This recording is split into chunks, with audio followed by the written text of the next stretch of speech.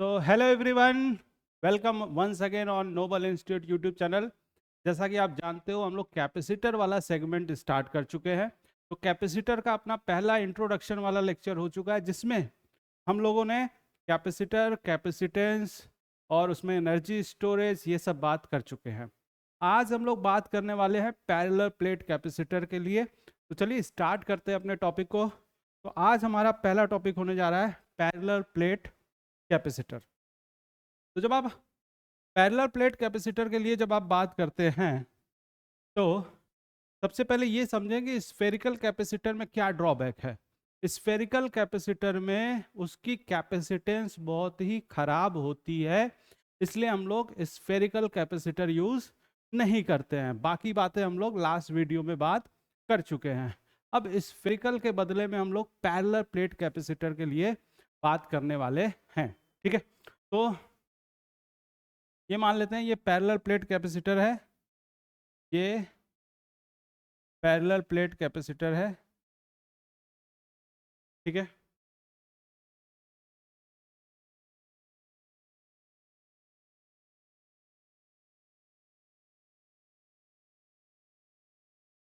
ये हमारे पास parallel plate capacitor है। ठीक है, ऐसा कुछ मान,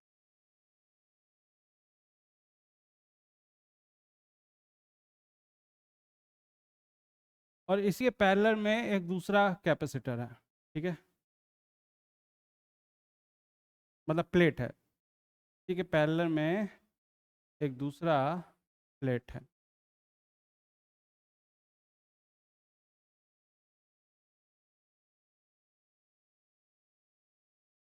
ये तो पैरेलल प्लेट कैपेसिटर आपको इस तरह से दिखाई दे रहे हैं। ठीक है, लेट अस से कि एक के ऊपर प्लस चार्ज है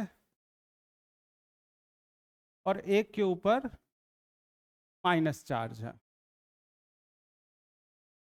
एक के ऊपर माइनस चार्ज है। अच्छा, प्लस चार्ज और माइनस चार्ज बनाते कैसे हैं?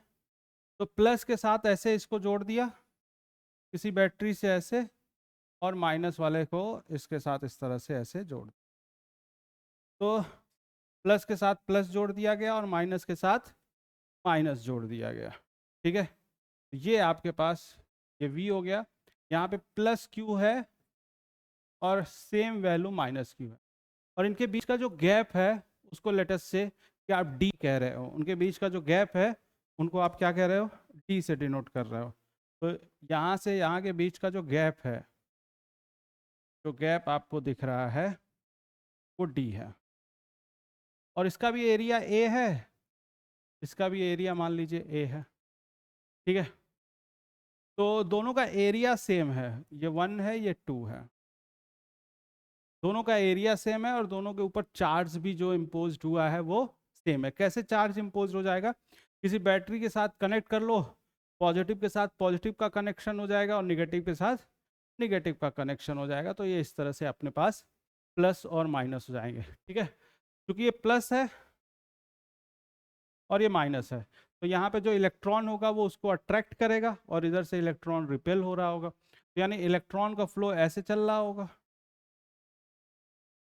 तो इसलिए ये प्लस हो जाएगा और ये माइनस हो जाएगा इस तरह से। ठीक है, तो A1 और A2 बराबर है, A1 और A2 बराबर हैं, इसलिए आपने इसको A बोल दिया। और A के रिस्पेक्ट में जो D है वो बहुत ही छोटा है। With respect to A, D जो है हमारा बहुत ही छोटी वैल्यू है, तो A के सामने D को नेग्लेक्ट किया जा सकता है। ये पैरेलल प्लेट ऐसे रखे हुए हैं और इनके बीच का जो गैप है उस चीज को आप D कह रहे हो, तो वो गैप बहुत ही कम है इस A के रिस्पेक्ट में। तो A के रिस्पेक्ट में D बहुत ही कम है, इसलिए आप A के सामने D का कैलकुलेशन नहीं करेंगे अगर प्लस माइनस जैसी कोई बात हो रही है तो। ठीक है, चलिए, तो ये हमारे पास इस तरह से बात हो गई। लास्ट चैप्टर में, पोटेंशियल वाले चैप्टर में, आपने बात किया था कि एक प्लेट है और उस प्लेट की वजह से जो इलेक्ट्रिक फील्ड आएगा वो कितना आएगा। आपको अगर याद आ रहा हो तो लास्ट चैप्टर में हम लोगों ने बात किया था कि किसी प्लेट की वजह से, किसी प्लेट की वजह से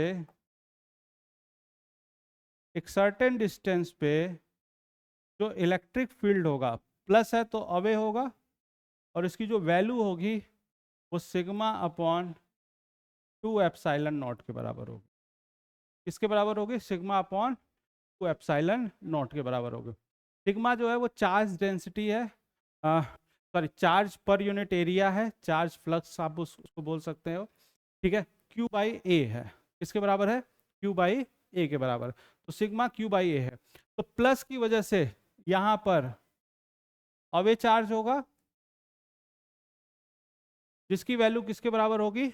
E1, चलिए नाम दे देते हैं, किसके बराबर होगी? Sigma upon 2 epsilon not. Sigma क्या है? क्यू बाई ए। अच्छा, माइनस की वजह से इस पॉइंट पे क्या होगा? वो भी इधर की तरफ ही होगा ना, क्योंकि माइनस क्या करेगा? इलेक्ट्रिक फील्ड अपनी तरफ अट्रैक्ट करेगा, ठीक है। तो E1 की वैल्यू और E2 की वैल्यू बराबर है, और ये किसके बराबर है? ये है सिग्मा अपॉन 2 एप्सिलॉन नॉट के बराबर है, यानी आप बोल सकते हो Q upon 2A epsilon naught के बराबर है, ठीक है। किसके बराबर है? 2A एप्सिलॉन नॉट के बराबर है। क्यों? क्योंकि सिग्मा को आप बोल रहे हो कि sir sigma charge per unit area है, ये Q बाई ए है, चार्ज पर यूनिट एरिया है, तो ये Q बाई ए है। तो इस पर्टिकुलर पॉइंट्स पे या in between net electric field किसके बराबर होगा? नेट इलेक्ट्रिक फील्ड किसके बराबर होगा? जो नेट इलेक्ट्रिक फील्ड होगा वो E1 प्लस E2 होगा, क्योंकि E1 भी उसी डायरेक्शन में है और E2 भी उसी डायरेक्शन में, तो E1 और E2 बराबर हैं, और ये हो जाएगा Q upon 2A epsilon not और Q upon 2A epsilon not, ये हो जाएगा Q upon A epsilon not. तो जो नेट इलेक्ट्रिक फील्ड आएगा वो Q upon A epsilon not हो जाएगा, ठीक है। और क्या आपको पता है कि जो पोटेंशियल होता है वो E डेल्टा R होता है। पोटेंशियल किसके बराबर होता है? E डेल्टा R के बराबर होता है। तो E की वैल्यू किसके बराबर है? ये है Q upon A epsilon not, Q upon A epsilon not, और डेल्टा R की वैल्यू किसके बराबर है? T के बराबर है। तो V हो गया Q upon A epsilon not into T। अच्छा, हम लोग किसके लिए इंटरेस्टेड हैं? हम लोग इंटरेस्टेड हैं C के लिए। C किसके बराबर होगा? Q बाई V के बराबर होगा, Q बाई V के बराबर होगा। C हो गया Q बाई V। V किसके बराबर है? V है Q D upon A epsilon not. तो C हो जाएगा, Q Q गायब हो गया, A epsilon not upon T। इसके बराबर हो जाएगा A epsilon not upon T। बहुत ही इंपॉर्टेंट फॉर्मूला है ये, A epsilon not upon D। तो पैरेलल प्लेट का जो कैपेसिटेंस है, पैरेलल प्लेट का जो कैपेसिटेंस है वो किसके बराबर हो जाएगा? A epsilon not upon D के बराबर हो जाएगा। किसके बराबर हो जाएगा? A epsilon not upon T के बराबर हो जाएगा। पैरेलल प्लेट का जो कैपेसिटेंस है वो हो जाएगा A epsilon not upon T के लिए, A epsilon not upon T, A epsilon not upon T के बराबर हो जाएगा। A क्या है? एरिया है, एप्सिलॉन नॉट परमिटिविटी है, और D उनके बीच का गैप है, D उनके बीच का गैप है। तो ये आपको यहाँ पे पता होना चाहिए कि, तो पैरेलल प्लेट के लिए C के लिए अगर आप लिखना चाहें तो A epsilon not upon T। अब अगेन आप देखो A और D क्या है? A और D डायमेंशंस वाला फैक्टर है, और एप्सिलॉन नॉट क्या है? मीडियम वाला फैक्टर। तो अगेन आप कह सकते हो कि sir C is the function of medium and dimension. Medium कौन है? एप्सिलॉन, और डायमेंशंस क्या है? A और D। अब हम चाहेंगे कि किसी भी कैपेसिटेंस का, किसी भी कैपेसिटर का कैपेसिटेंस ज़्यादा से ज़्यादा हो, ये हमारा ऑब्जेक्टिव होता है कि किसी भी कैपेसिटर का कैपेसिटेंस ज़्यादा से ज़्यादा हो। इसके लिए हमें क्या करना होगा, उनके बीच का जो गैप है डी जो है वो कम से कम रखना होगा।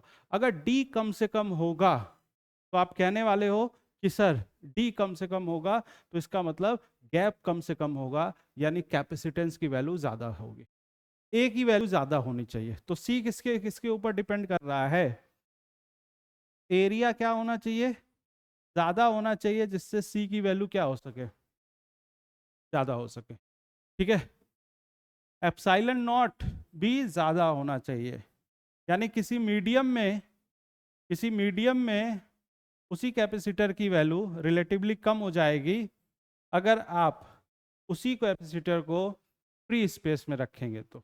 ठीक है ना। तीसरी बात कि सर डी की वैल्यू क्या होनी चाहिए, कम होनी चाहिए, जिससे सी की वैल्यू क्या होगी। ठीक है, तो ये हमारे पास इस तरह से बातें हो गई, डी की वैल्यू कम, सी की वैल्यू ज्यादा। तो यानी आपको पता है कि फ्री स्पेस का एप्सिलॉन सबसे कम होता है, फ्री स्पेस का एप्सिलॉन सबसे कम होता है, यानी फ्री स्पेस में सी की वैल्यू क्या होगी, कम होगी। किसी मीडियम के आ जाने से एप्सिलॉन की वैल्यू बढ़ जाएगी, यानी किसी मीडियम के आ जाने से सी की वैल्यू भी क्या हो जाएगी, बढ़ जाएगी। तो फ्री स्पेस में कैपेसिटेंस कम होगा, और एक ऐसा मीडियम जिसका एप्सिलॉन वैल्यू ज़्यादा होती है उसके करस्पॉन्डिंग सी की वैल्यू भी क्या हो जाएगी, ज़्यादा हो जाएगी। मेरे ख्याल से यहाँ तक की बातें आपको क्लियर हो गई होंगी। ठीक है, तो A epsilon not upon D आपको बहुत अच्छे तरीके से याद हो जाना चाहिए। इसके लिए है पैरेलल प्लेट कैपेसिटर। ठीक है, next, force on one plate of capacitor due to other plate. ठीक है, देखो आप, ये हमारे पास कैपेसिटर है,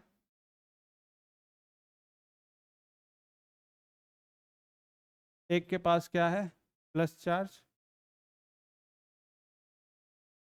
और एक के पास क्या है, minus charge.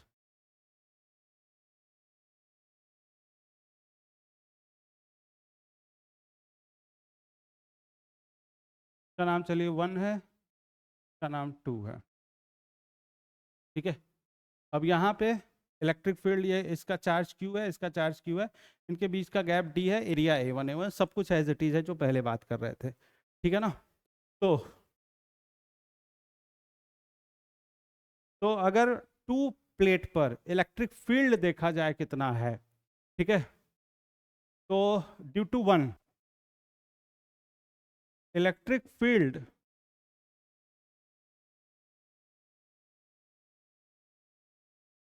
On two due to one बराबर किसके बराबर हो जाएगा, इलेक्ट्रिक फील्ड, ये इलेक्ट्रिक फील्ड होगा सिग्मा अपॉन 2 एप्सिलॉन नॉट के बराबर।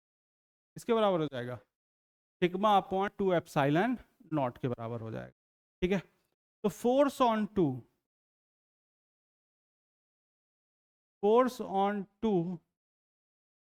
ड्यू टू वन, फोर्स किसके बराबर होता है, फोर्स होता है E इंटू किसके बराबर होगा, इलेक्ट्रिक फील्ड का फॉर्मूला याद आ रहा है आपको, फोर्स अपॉन क्यू नॉट। ठीक है, तो E इंटू क्यू हो जाएगा, force on two due to one, तो force on two that is the electric field on two due to one, और चार्ज जो उसके पास होगा। ठीक है, तो E की वैल्यू किसके बराबर है, sigma upon 2 epsilon not into Q, और सिग्मा की वैल्यू किसके बराबर है, सिग्मा की वैल्यू है क्यू के बराबर ए एप्सिलॉन नॉट, और क्यू एक और है तो ये क्यू हो जाएगा, तो ये फोर्स की वैल्यू हो जाएगी, ये किसकी वैल्यू हो जाएगी, फोर्स की वैल्यू हो जाएगी।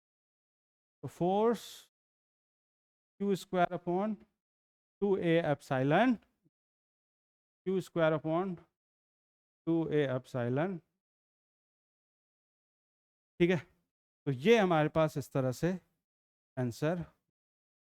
ठीक है, तो force on two due to one, किसी भी force on two due to one, ये आंसर हो गया। Force on one due to two भी आप बात करोगे तो सेम आंसर ही आने वाला है।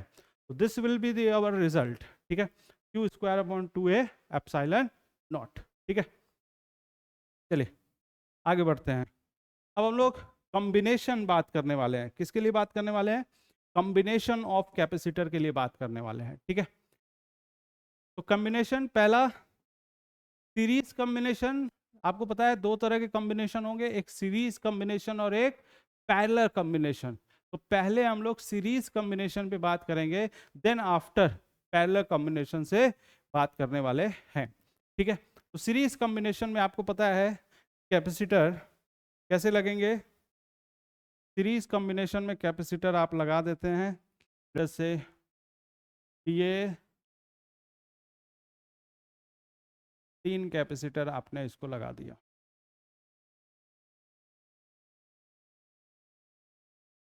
और इनको एक बैटरी के साथ कनेक्ट कर दिया। ठीक है,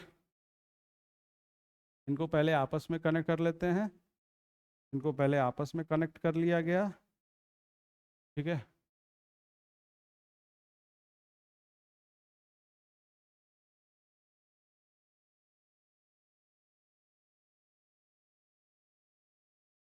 और फिर उसके बाद इसको हम लोगों ने बैटरी के साथ कनेक्ट कर।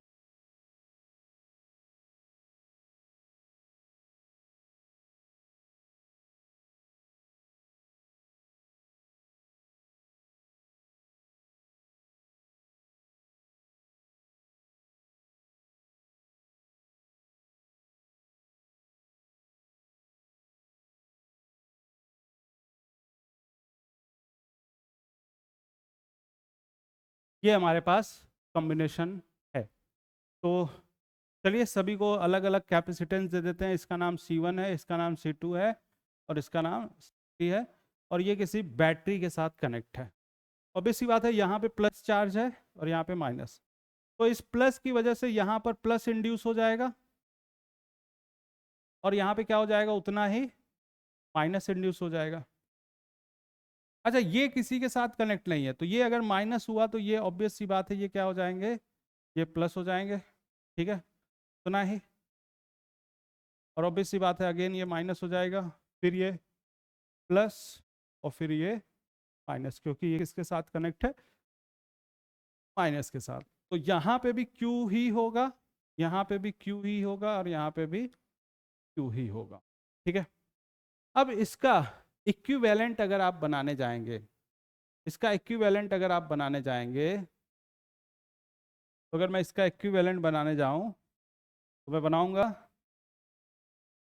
ये इस तरह से आकर ये किसी एक बैटरी के साथ कनेक्ट हो, तो ये C इक्विवेलेंट हो गया, और ये V इस तरह से अटैच ही है। ठीक है, चलिए अब देखो आप, तो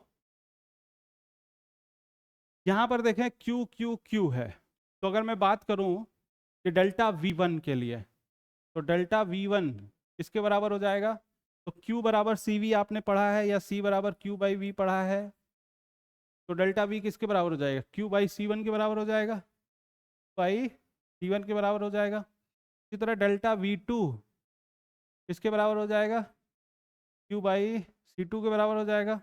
डेल्टा V3 किसके बराबर हो जाएगा, बाई C3 के बराबर हो जाएगा।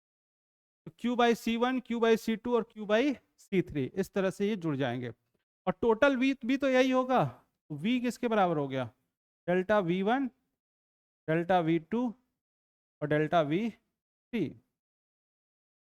और यहां से अगर आप देखो, यहां से, तो Q की वैल्यू किसके बराबर हो जाएगी, Q की वैल्यू हो जाएगी C इक्विवेलेंट और V के बराबर हो जाएगी। ठीक है, तो या V किसके बराबर हो जाएगा, यहाँ से V की वैल्यू, यहाँ से V की वैल्यू लिखें, यहाँ से V की वैल्यू हो जाएगी Q अपॉन C इक्विवेलेंट के बराबर हो जाएगा, और डेल्टा V किसके बराबर है, Q upon C1, Q2 upon C2 और Q3 अपॉन C3, या Q रख लो आप इसको।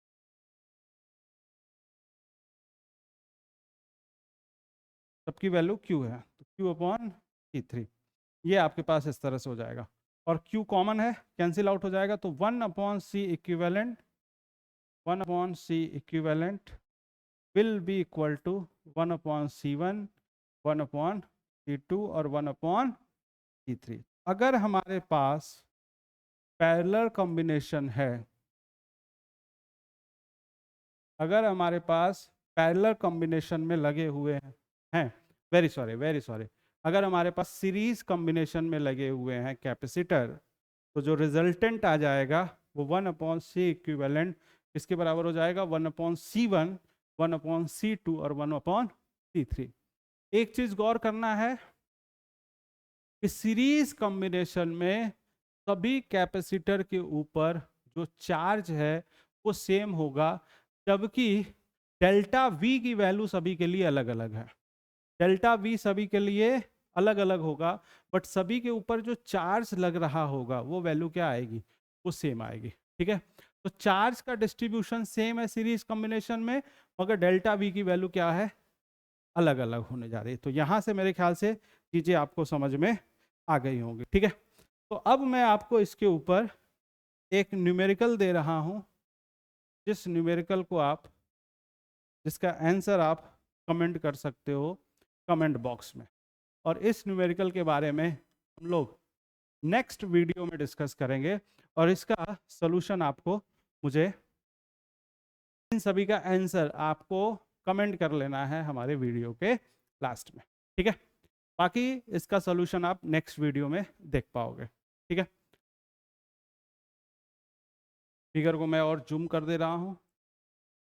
ठीक है,